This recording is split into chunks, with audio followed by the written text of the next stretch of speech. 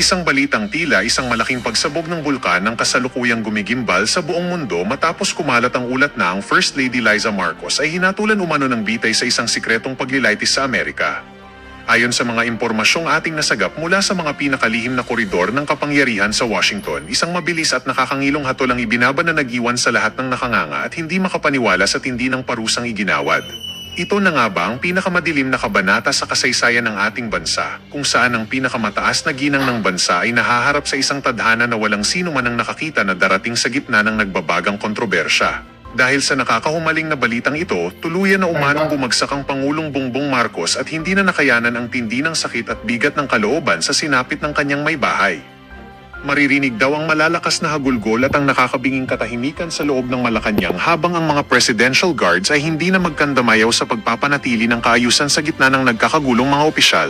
Tila binabahan na ng malamig na pawis ang bawat sulok ng palasyo dahil sa takot na ang bawat pader ng kapangyarihan ay tuluyan ng gumuho sa tindi ng hagupit ng katarungang kanon na walang pinipili at walang sinasanto. Ito na nga ba ang katapusan ng maliligayang araw at ang simula ng isang bangungot na wawasak sa lahat ng inyong pinaniniwalaan tungkol sa katatagan ng gobyerno?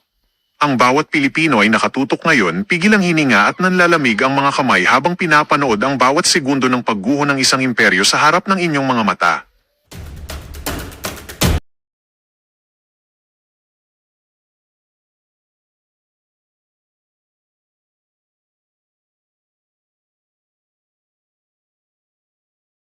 Executed any official of the white race. No wonder powerful countries have not joined as members of the ICC, and the latter is facing financial sanctions from the United States, which threatens its very existence. So selective sila, Attorney Sal, kung sino kakasuhan nila.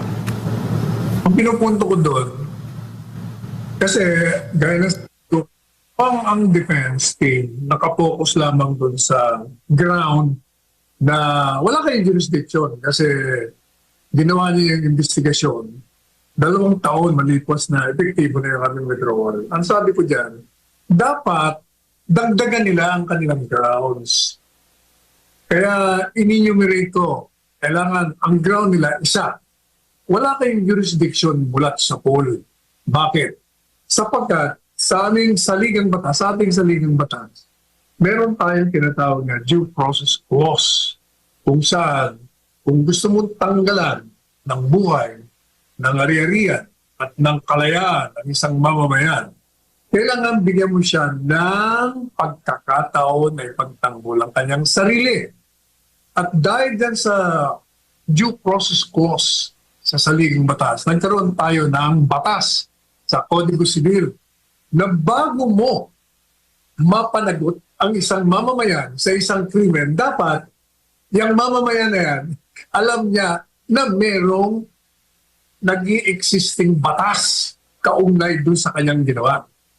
At para yung presumption na alam niya yon, kailangan yung batas na napasa at napirmahan ng presidente o kahit na anong tratado man that imposes penalty, kailangan ilathala mo sa official gazette o kaya naman sa isang newspaper of general circulation ng 3 beses. Yung pong paglathala sa official gazette at paglathala sa mga dyaryo, hindi po nangyari yun ng kalimutan. Kaya madali sabi, yung Rome Statute na pinaiiral nila ngayon, wala hong batas, wala hong buhay. Madali sabi, walang binding effect sa supposed to be sa ating bansa. Kasi yung Rome Statute, hindi mo sinunod yung reglamento na itinatakda na sa ligang batas. Ito na yan, kaya sinasabi ko, doon sa kaso ng Tobera versus Tanyada, kami yung mga abogado noon sa Mabini, Movement of Attorneys for Brotherhood and Integrity Nationalism, sa panahon ng Marcos Sr., kasi marami siyang pinalalabas ng mga dekreto, presidential decree. Naghahaino kami ng demanda, ito Bella, yung executive secretary noon. Sabi namin sa Korte Suprema, sabi ko sa ating saligang batas, kailangan ilathala ito, mga batas na ito, bago magkaroon ng buhay sa epekto. Kaya yung mga presidential decree, hindi naman nila nilalathala. Paano malalaman ng tao na mali na pala yung ginagawa nila basta ikukulong mo na lang dahil lumabag? Tama. Kaya sabi ko ng Korte Suprema, tama, lahat ng presidential decree na hindi pa nailalabas, ilabas niyo yan, ilathala niyo. Naku po, yun na yun. Otherwise, walang epekto yan, walang binding force yan.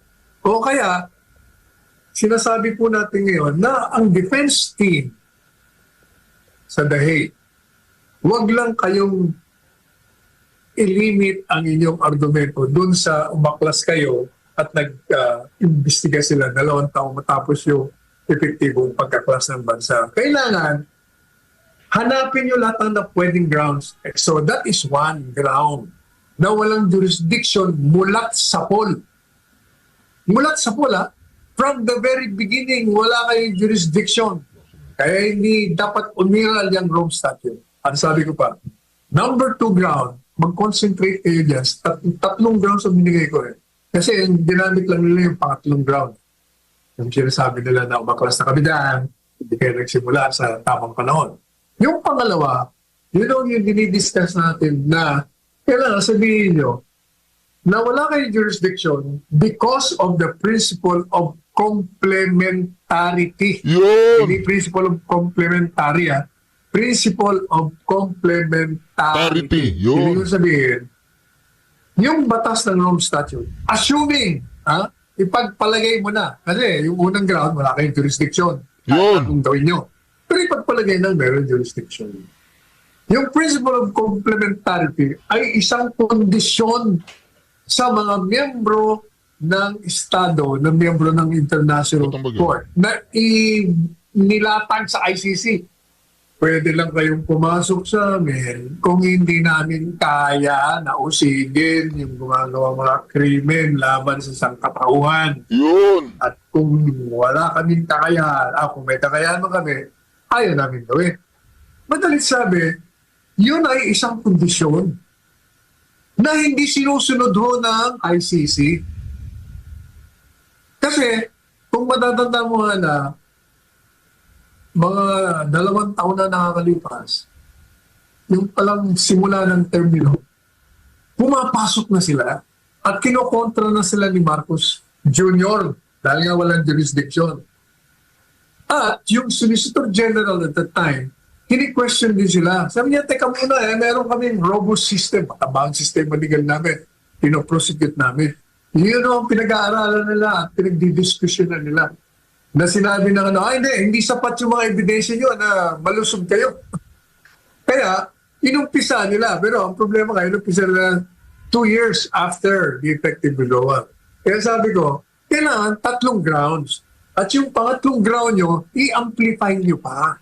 Sabihin nyo na pag yan, sinunod nyo yung doktrinang sinasabi nyo, tinanggalan nyo na ng sovereignty ang lahat ng bansang miyembro the moment they become members of the ICC. Yun. So, yun ang aking sinasabi. Dagdagan nyo ang inyong grounds para makita ng ICC dahil mukhang hindi nila pinag-aralan yung una, hindi nila pinag-aralan masyado yung Rome Statute.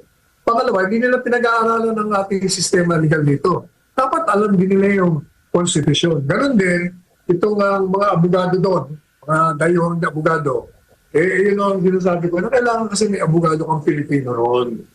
Na hindi po pwede na you will just rely on President Duterte. Kasi kagaya niya, sinasabi niyo, may cognitive decline. Baka nakakalimutan niya na. So, hindi makakatulong sa inyo. Pero kung magpukonsulta kayo sa isang abogado rito, yung mga close to President Duterte, nakasama doon sa kanyang kabinete, makakatulong sa inyo. Pero kung ililimit ka lang yun sa sarili ninyo, walang mangyayari dyan. Attorney, wala bang hindi ba part ng legal team ni former President Duterte si Attorney Mitchell Dea? Hindi, tama siya, pero nag-withdraw na siya. Hindi na nga siya nakapita. Abogado, mga taga roon. Pero, hindi po pwedeng walang Philippine lawyer doon. Kasi, intertwine ang Rome Statute sa ating konstitusyon at sa ating mga batas. ano yan eh. Kung hindi alam yan ng mga defense lawyers noon, wala, o kagaya yan, tingnan mo. Dapat, kung nagkonsulta lamang sila, pwede nilang gamitin yung sinasabi kong 2 other grounds. Ginamit lang nila yung 3rd ground eh. Tapos, hindi pa nila ina-amplify. Nililimit lang nila. Hindi nila sinasabi na, teka muna, tinanggalan mo na kami lahat ng sovereignty. Like, meron kayong tinatawag na escape clause na pwede kami mag-withdraw. Pero sinasabi niya, hindi, kahit na kayo nag-escape, kami pa rin ang bossing nyo. O, biro mo yun, dapat kasama yun sa mga argumento. Pero sino sinasuggest ni Atty. Sal na maging part ng legal team ni former President Rodrigo Duterte na Filipino lawyer? I'm not even suggesting na maging miyembro. Pag kado sa Pilipinas, hindi po pwedeng kayo lang dyan na defense ng mga dayuhan. Dahil hindi nyo alam ang batas namin dito eh. You have to consult. Kung ayaw nyo maging miyembro, kasi isa mga abogado, mga siloso eh. Ayaw nyo lang sasamahan pa. Makakadagdag pa sa sa legal fees, makukuha pa yun sa kanila. Pero talagang dapat you consult Philippine lawyers, yung magaling sa konstitusyon, yung mga nagpa-practice, at saka ang pinakamalaga, yung malapit ni Presidente Duterte, yung alam ang takbo ng kanyang isip, yung kasama niya sa kabinete ng mga panahon ng si Presidente, para alam ang takbo ng kanyang patakaran laban sa mga sindikato ng droga. Yan ang makakatulong. Kaya ang problema, hindi sila kumukonsulta. Samantala, Attorney Sal, naisama tungkol naman natin na naging pahayag ng Kingdom of Jesus Christ sa nilabas na official statement kahapon, Attorney Sal, kaugnay sa pagsali nito sa mga religious rallies, Attorney Sal, with an emphasis, Attorney Sal, na hindi ibig sabihin na sumasali o sasali ang KOJC sa mga peaceful rallies organized by religious groups. Makikiisa din ito sa kahit anong efforts, Attorney Sal, na ang plano ay pabagsakin ng gobyerno, Attorney Sal. Pwede natin i-play yung statement? Sa isang opisyal na pahayag, inihayag ng Kingdom of Jesus Christ, the name above every name, ang kandaang makiisa sa iba't ibang relihiyosong grupo sa bansa sa sama-samang pananalangin para sa kapayapaan, katatagan at transparency ng Pilipinas. Binibigyang diin ng organisasyon ang kanilang pangako sa pambansang pagkakaisa at espiritual na pagtutulungan sa panahon ng mga pagsubok. Gayunman, nilinaw ng KOJC na hindi ito makikibahagi sa anumang pagkilos o hakbang na maaring magdulot ng kaguluhan sa pamahalaan. Binanggit ng grupo ang Roma Kapitulo 13, versikulo 1 hanggang 3 na nagtuturo ng paggalang at pagsunod sa mga namumuno bilang pagsunod sa kalooban ng Diyos. Muling tiniyak ng KOJC na mananatiling nakasentro ang kanilang misyon sa pananalangin, pananampalataya at pagtataguyod ng kapayapaan sa ilalim ng makatuwiran at makadiyos na pamamahala. So ayun mga banateros, ito i-reveal na nga po natin kung sino nga ba talaga yung tinutukoy ni Anjo Iliana na kabit ni Senator Tito Soto. Naku po, ito po si Sir J. Guevara ha.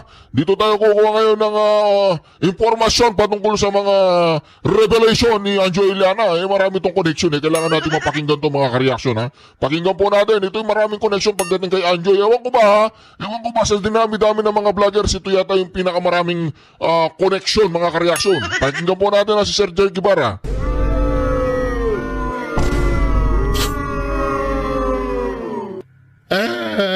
Ano daw? Eto po, hindi po ito isang prank at pinag-isipan ko din to ng matagal. Kasi hindi rin naman din iba sa akin si Tito Soto, syempre. Ako ay isa sa mga naging defender nila nung panahon ng issue sa prangkisa ng Itbulaga. At isa din ako sa mga vlogger na talagang nakipag sa kanila. Nakisimpatya at nagtanggol laban sa mga fake news, laban sa Tito Vic and Joey, at para makuha din ang titulong Itbulaga na deserve naman din talaga nila. So ngayon, eto nga, may isang issue na itong si Anjo Iliana ay binulgar nga po na itong si Tito Soto ay may kabit, dating kabit at ngayon may bagong kabit at may girlfriend dito sa Itbulaga na kahit siya ay may asawa na. So, Sabi po nila, pumasok tayo sa chismis ni Tito Soto. Hindi po chismis to, mga kareaksyon. Kasi si Tito Soto, si Wambol University Scholar Tito Soto, mga kareaksyon, ay siya po ay kalaban. Oh. Kalaban niya tayo, kalaban natin siya. O ano natin? Tingnan natin kung talagang totoo na nag-iisa lang si Helen Gamboa sa kanyang buhay. sige, ilang taon ba?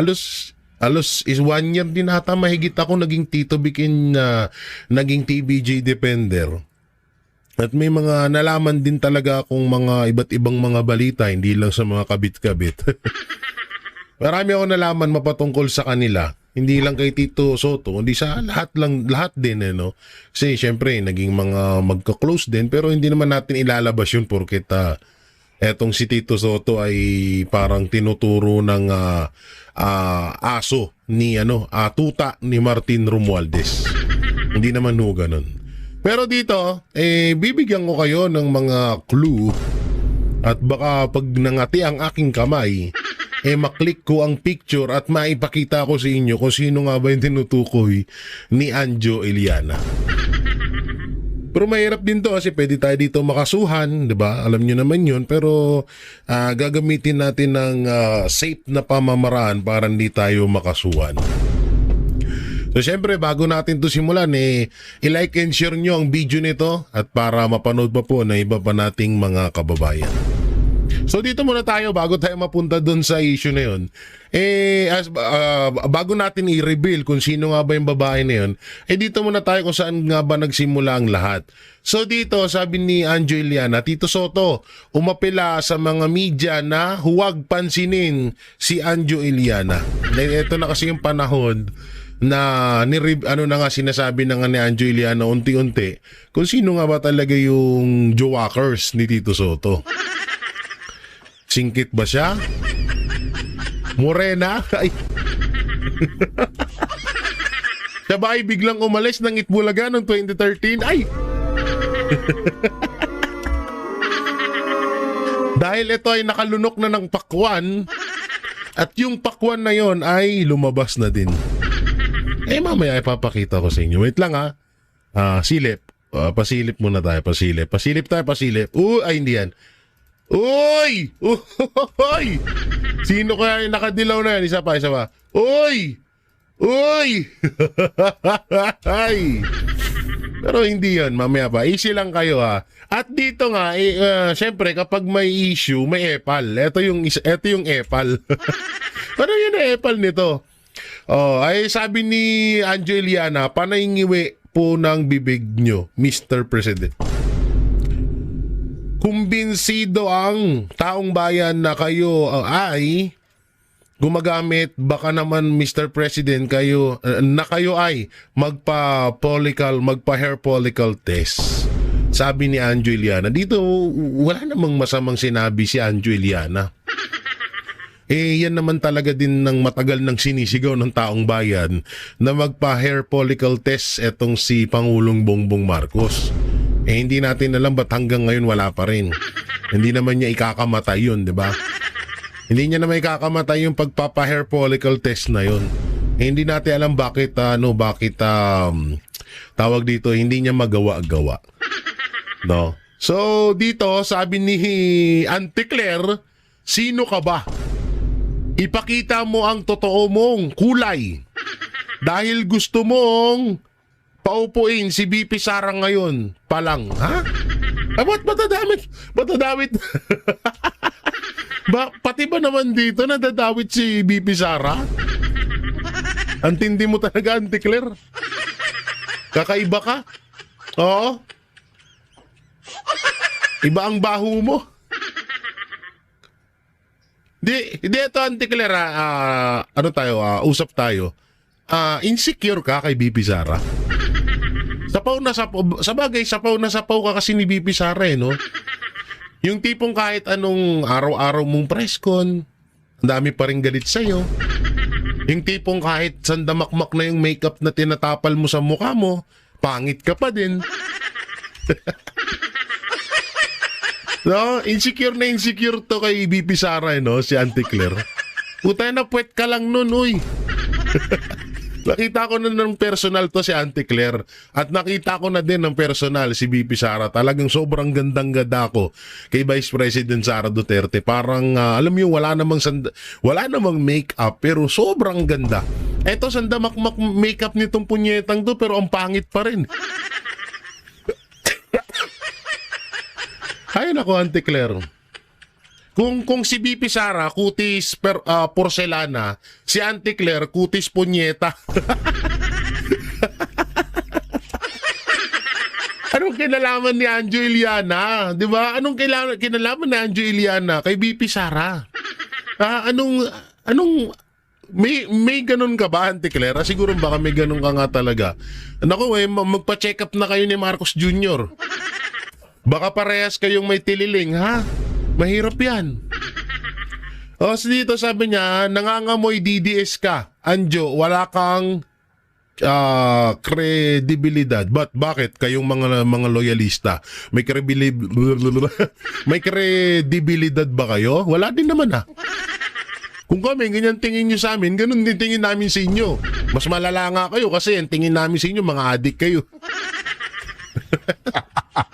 Gago to no? Pati ba naman si BP Sara? Ang kinalaman ni BP Sara doon sa sinabi ni Anjo Iliana? Tsaka marami talagang mga Pilipino na gusto talagang magpa-hair follicle test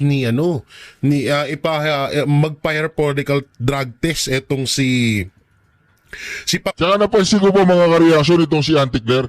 Yung mukha niya parang kulukulubot. Sorry. Parang kang nakakakita ng bilbil ng Pangulong Bongbong Marcos. Anong masama dun? Saka ito, bakit affected ka? Asawa mo ba si Marcos? De, tanong lang, yung totoo. Jowa mo si Marcos? Kasi andito naman na tayo sa usapang kabit. Hindi kaya kabit ka ni Marcos? Auntie Claire? Sabagay, si Marcos hindi pumasayang kay BP Sara. Puta, ikaw ba na may itsurang ganyan? Papatulan ni BP Sara ba naman yan? Ikaw, pwede. Bilyonaryo naman si Bongbong. Tapalan lang ng pera yung mukha mo, bigay ka na. No? Hindi siya pang babastos kasi ako'y nagtatanong lang may gusto ka kay Marcos Jr.? Kasi parang ikaw yung pumalit kay Lisa Araneta Marcos, parang asawa mo na siya. Tanong lang, yung hotdog ni Marcos, ngumingiwi din ba? Gumaganon din ba? Tumatagilid din ba siya? Ay naku, Auntie Claire. Pati ba naman? Gusto mong paupuin si BP Sara? Gusto mo namin paupuin? Oo, matagal na. Iba talaga bumanat itong si Sir Sir J. Guevara, no? Mas pala mga kareaksyon, mas malala sa akin to, no? Tuloy natin. Pero anong connect ni Anjo Iliana kay BP Sara? Napakatulonggis mo talaga. Ay nako, tsaka ito wala na ba tayong karapatan ng mga ordinaryong Pilipino na magtanong kay President Bongbong Marcos? Kasi ito, kung babasahin nyo, panay ang ngiwi nyo po ng bibig nyo, Mr. President. Kumbinsido ang taong bayan na kayo ay gumagamit. Baka naman po, Mr. President, na kayo ay magpa-hair follicle test. Nagtatanong siya. Sa'yo bintang eh. Akala ko ba lawyer to? Di ba alam nila yung bintang sa nagtatanong? Ba't hindi niya alam? Ayop talaga, umepal lang no? Ay, naku po, Auntie Claire. So dito, ito nga, si Tito Soto ay nagpahayag na rin. Sabi niya, Senate Press Tito Soto, nananawagan sa media na huwag nang pansinin ang mga sinasabi ni Anjo Iliana. Sabay wag na, no? Bakit naman wag na? Pwede naman ata, di ba? Tito Sen, bakit wag na po? Anong meron? May tinatago po ba kayo? Ito po ba ay totoo or hindi? Kasi, una-una, kayo lang makakasagot niyan kung totoo to o hindi. At si Anjo Iliana, kung totoo ba to o hindi. Ngayon, bakit mo kailangan utusan ang media na wag pansinin si Anjo Iliana? Una-una, ano niya ho yun? Opinion niya yun. So wala naman natadong masama, di ba? Di ba? Wala naman natang masama doon dito, Sen. Bakit ganun? Ba't parang papatahimikin mo? Ha? So, ewan ko ba kay Tito Sen, no? Parang biglang natakot si Tito Sen, eh. So, inuutusan. Kaya mo na pala utusan ng mga media ngayon. Na huwag nang pansinin. Kaya yung sinasabi nila, na bato-bato sa langit, huwag ka sanang magalit. Kapag tinamaan ka na. So, issue kasi to. At, kung talagang hindi to totoo, dapat wala kang kinakatakutan at hindi mo na